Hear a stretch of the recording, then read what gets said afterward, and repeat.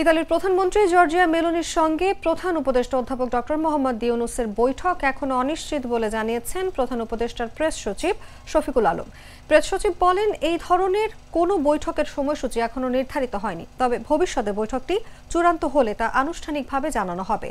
সোমবার টেলিফোনে সাংবাদিকদের প্রেস সচিব বলেন, সফরকালে প্রধান উপদেষ্টা কয়েকটি উচ্চ পর্যায়ের বৈঠকে অংশ নিতে পারেন, তবে ইতালির প্রধানমন্ত্রী জর্জিয়া মেলোনির সঙ্গে বৈঠক নির্ধারিত হয়েছে এমন কথা তিনি জানাননি।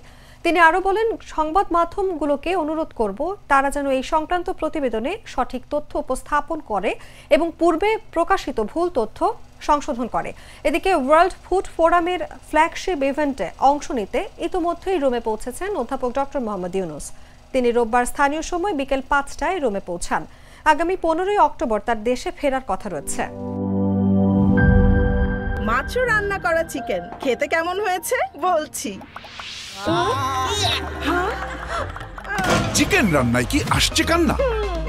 একই মশলায় আর কতদিন? এই নিন প্রাণ মুরগির মাংসের মশলা।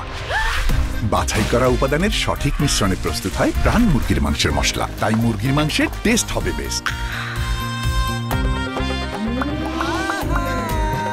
প্রাণ মুরগির মাংসের মশলা, মুরগির মাংসের টেস্ট হবে বেস্ট।